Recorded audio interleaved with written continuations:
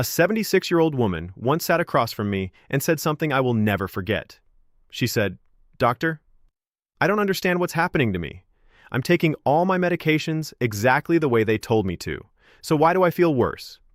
She was not careless. She was not reckless. She was not ignoring her health. She had become more tired, more short of breath, more swollen by evening, and much more frightened. 3 different doctors had told her the same thing. "You're getting older. This is normal. Just keep taking what you've been prescribed." But when I reviewed every pill she was taking, every prescription, every over-the-counter medication, every supplement she had quietly added because someone told her it would help, I found the real problem in less than 10 minutes. It was not one bad pill. It was what those pills were doing to her heart together. That is the part too many adults over 60 are never told clearly enough. Most people think the biggest threat to the heart is obvious. Bad food, smoking, stress, genetics. And yes, those things matter. But some of the worst damage I have seen over the years was not caused by a cheeseburger, a cigarette, or even family history. It came from medications. Medications prescribed with good intentions. Medications taken faithfully. Medications millions of seniors use every single day. And quietly, slowly, over time, some of them can start working against the very organ they were supposed to protect. My name is Dr. Adrian Keller, and today I'm going to show you 5 medications that may quietly damage the heart after 60. Not because every person should stop them, and not because your doctor is careless, but because after 60, the body does not handle medications the way it did at 40. And if nobody explains that part to you, you can spend years believing your symptoms are just age, when in reality your medication list may be part of the problem. This is not a video about fear. It is a video about seeing the full picture, because if you do not see the full picture, you cannot ask the right question. And after 60, asking the right question can change everything. Before we go through the 5 medications, I need you to understand why this becomes such a serious issue in older adults. Because the problem is not only the drug itself, the problem is the aging body receiving it. After 60, several things change at the same time. The kidneys usually filter more slowly. The liver often clears drugs less efficiently. Blood vessel flexibility changes. Fluid balance becomes more fragile. Electrolytes matter more. Deficiencies hurt more. And the body has less reserve than it used to. Now add one more reality. The average older adult is not taking just one pill. They are taking 4, 5, sometimes 8, sometimes more. Each one may make sense on its own. That is the dangerous part. Because the conversation often sounds reasonable, one drug at a time. This will help your cholesterol. This will help your pain. This will help your reflux. This will prevent clots. This will protect your bones. Individually, each decision may sound logical. But what happens when 5 logical decisions meet inside one aging body? What happens when the kidneys are slower, the heart is older, the vessels are stiffer, the muscles are weaker, and the medication list keeps growing? That is the question too few people ever get answered. I want to introduce you to a patient. I'll call her Margaret, 76, retired school administrator, sharp, organized, disciplined. The kind of person who remembers every appointment, takes every pill on time, and keeps a handwritten list in her kitchen drawer. Margaret had always been careful. She watched what she ate. She walked when she could. She didn't smoke. She didn't drink much. She believed she was doing what responsible adults are supposed to do. And yet, over 2 years, her body began changing in ways that frightened her. She woke up tired even after sleeping. Her calves cramped at night. Her thinking felt slower. By evening, her legs looked puffy. Her chest felt off, though she struggled to describe exactly what she meant. Not sharp pain, not dramatic shortness of breath, just a feeling that her body was becoming less reliable. She kept hearing the same answer. "You're 76. This happens." I do not like that answer, because sometimes it's true, and sometimes it is an excuse people use when they have not stepped back far enough to see the whole picture. When I looked at Margaret's full medication list, the issue became obvious. Not because one of the drugs was evil, because several of them were creating strain in completely different ways at the same time. That is what this video is about. Not panic, pattern recognition. Let's start with the first medication. Medication number 1. Statins.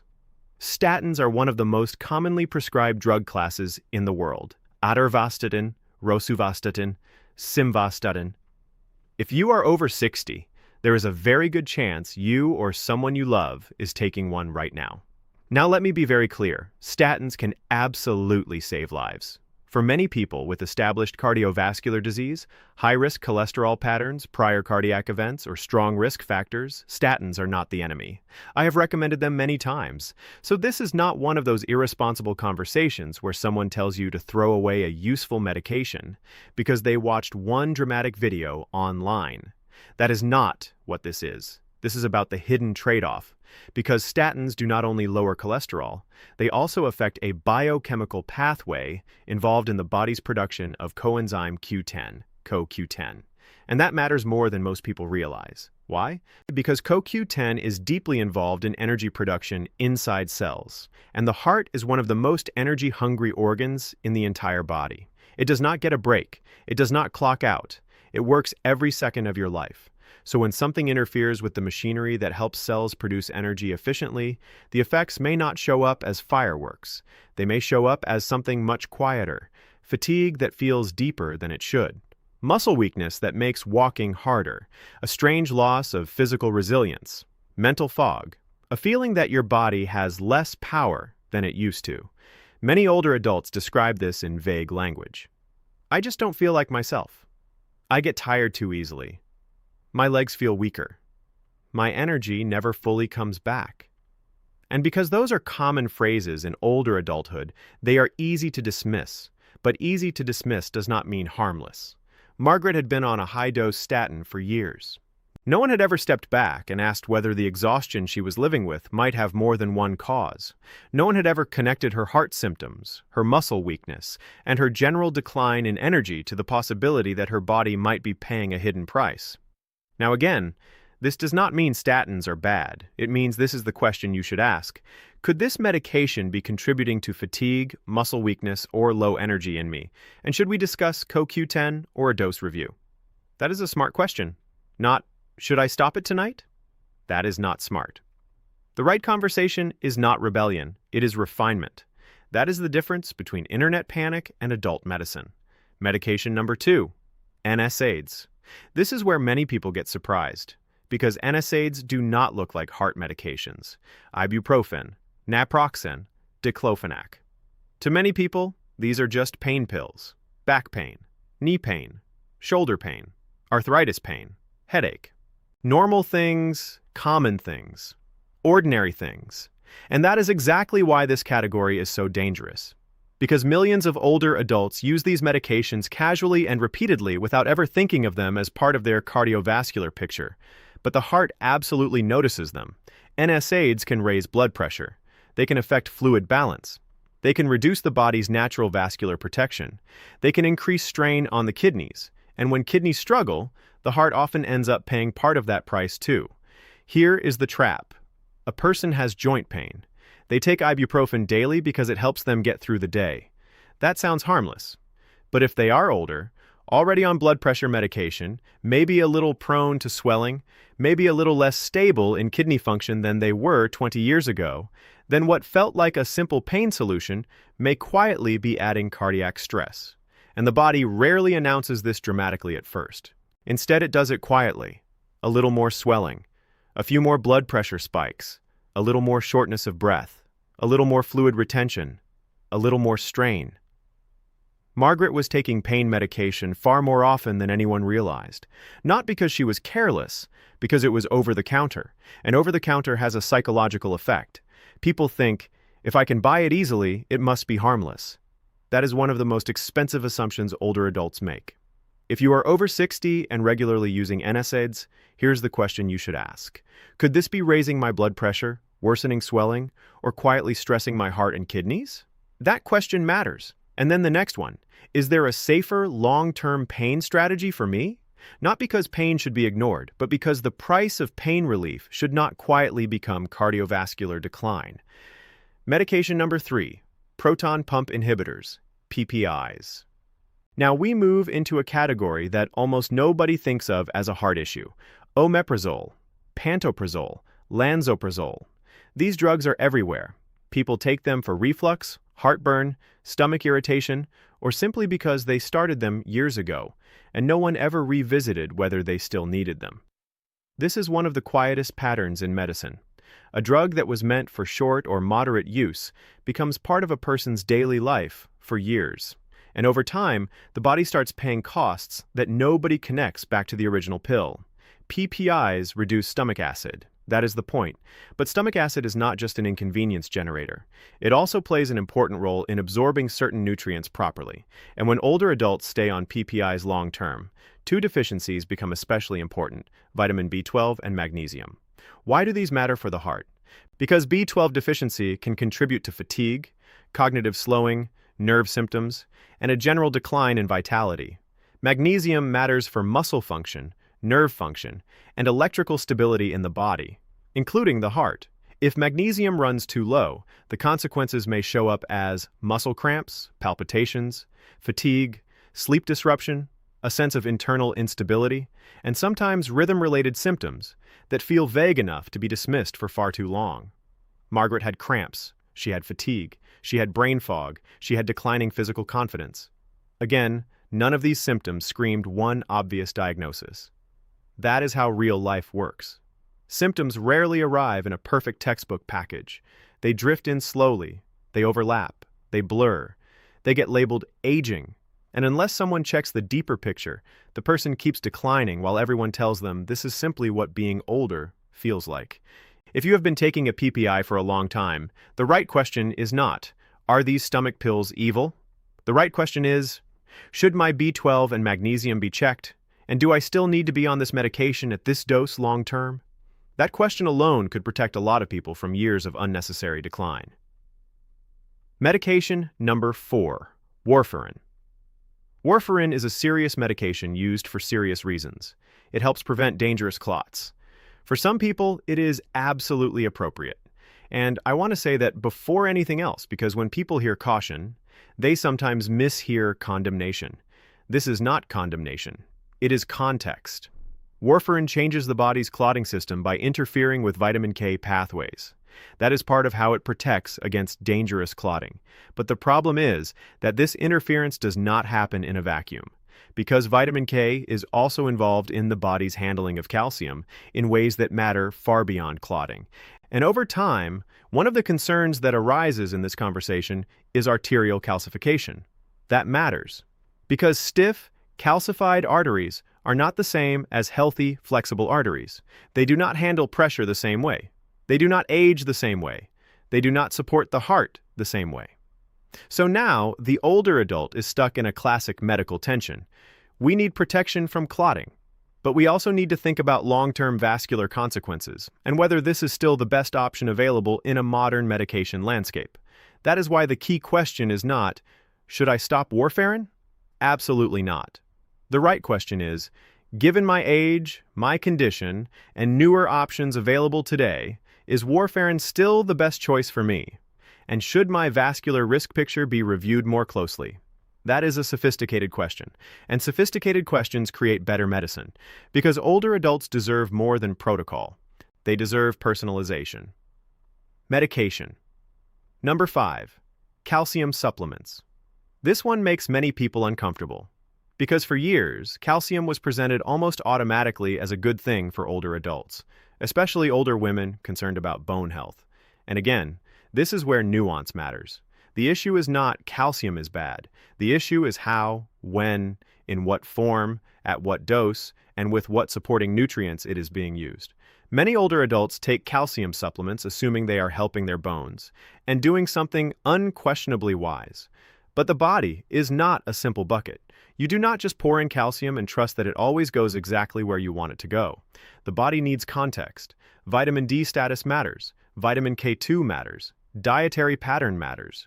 Dose matters. Absorption matters. The rest of the vascular environment matters. And when calcium supplementation is handled poorly, one concern people raise is whether excess calcium may contribute to vascular calcification rather than only helping bone. That possibility is what makes this such an important adult conversation, because the older adult thinks, I'm doing this for my bones. But the unasked question is, what is this doing to my arteries? And the tragedy is that many people never ask it. Margaret was taking calcium because someone years earlier had told her it was the sensible thing to do. No one had reviewed the full context. No one had discussed balance. No one had discussed K2. No one had discussed whether dietary calcium might be the better foundation. No one had discussed the cardiovascular side of the conversation. And this is why I keep saying the same thing in different forms. The problem is often not one villainous pill. The problem is an incomplete conversation. If you are taking calcium regularly, the right question is this the right form, the right dose, and do I need vitamin D3 and K2 support, or should I be prioritizing food first? That is the adult version of this conversation. Not panic, not blind obedience, not internet drama. Thoughtful review. Now let's step back. We have talked about 5 categories: statins, NSAIDs, PPIs, warfarin, and calcium supplements. And I want you to notice something. None of these are fringe substances. These are common, mainstream, routine, normal. That is what makes this topic so important. If I were talking about 5 bizarre, rare, exotic compounds nobody uses, this would not matter much. But I am not. I am talking about the kind of drugs and supplements that fill medicine cabinets all over the country. And the reason they matter after 60 is not only because of what each one does, it is because of what aging does to the context around them. An older heart is more vulnerable to strain. Older kidneys are less forgiving. Older blood vessels are less flexible. Older muscles lose resilience faster. Older brains do not always tolerate chemical shifts as smoothly. And then people wonder why someone goes from doing okay to quietly declining over 2 years. Sometimes the answer is disease. Sometimes it is not. Sometimes it is the medication picture. Let me bring Margaret back. When I finished reviewing Margaret's full list, I saw the pattern clearly. A statin likely contributing to fatigue and loss of vitality, pain medication likely worsening pressure and swelling, a PPI quietly setting the stage for nutrient depletion, a clot prevention medication that required a more thoughtful vascular review, a supplement routine that sounded healthy but had never been re-examined in full context. No single piece explained everything. Together, they explained a great deal. That is how real medicine works more often than people realize. Not one giant dramatic revelation. Multiple smaller forces hitting the same body from different directions. We changed the conversation. Then we changed the list. Not recklessly. Not overnight. Not by tearing up prescriptions. By coordinating, reviewing, adjusting, asking better questions, replacing what needed to be replaced, monitoring what needed to be monitored. Months later, Margaret said something that stayed with me. She said, "I thought I was slowly losing my heart. I did not realize I was slowly losing the balance of what I was putting into my body." That sentence captures this entire video, because that is what so many older adults are really facing. Not one dramatic collapse, a slow shift, a slow loss of resilience, a slow accumulation of burden, a slow misunderstanding of what is normal. And that is why these conversations matter. What you should do before your next appointment. I want to make this practical, because information without action just becomes anxiety. Here's what I want you to do. Take a sheet of paper, write down every prescription, every supplement, every over-the-counter pill, every dose, every "I only take this sometimes" medication too. Then, at the top of the page, write these words. What is this quietly doing to my heart? That question changes everything, because now the appointment is no longer just refill this. It becomes, what are the trade-offs here? What should we be monitoring? Is this still the best option for me? Is this combination part of why I feel the way I do? What is age and what is medication burden? What needs to be reviewed again now that I'm older? Every older adult deserves that level of conversation. Not because every medication is wrong, because every medication has a trade-off. And after 60, trade-offs matter more. The most important thing. I want you to remember. The medications on this list are not cartoon villains. Your doctors are not automatically wrong. The problem is more subtle than that. The real problem is that systems are built for speed. Quick appointments, quick refills, quick assumptions, quick labels, quick acceptance. But the aging body is not a quick system. It is a layered system, and layered systems deserve slower thinking. That is why a 7-minute appointment often fails older adults, because older bodies are carrying too many moving pieces for medicine to stay superficial. This is not about becoming distrustful. It is about becoming informed. There is a huge difference. Distrust says, "I'll ignore doctors." Wisdom says, "I'll ask better questions." That is what I want for you. A final word about fear. This is not a fear video. It is a clarity video. I am not asking you to stop medication on your own. I am not asking you to replace professional care with internet confidence. I am not telling you every symptom is a drug side effect. I am telling you something far more useful. After 60, the body becomes less forgiving of incomplete medication conversations. That is the truth. So if you are more tired than you used to be, if your legs are swelling, if your thinking feels slower, if your muscles feel weaker, if you are getting cramps, palpitations, or strange new symptoms, if everyone keeps telling you it is just age, pause. Because sometimes it is age, and sometimes it is the list. And if it is the list, you do not solve that by guessing. You solve it by reviewing everything with a doctor who is willing to look at the full picture, not just one prescription at a time. That kind of review can change a life. I have seen it happen. Before we finish, I want to ask you a question. Are you currently taking more than 3 medications or supplements every day? Tell me yes or no in the comments. And if you have ever been told, that's just aging, when something in your body clearly felt off, tell me that too. I read those comments, and they matter because they show how many people are quietly living with symptoms that deserve a second look. I'm Dr. Adrian Keller. Take care of your heart. Take your symptoms seriously. Take your medication list seriously.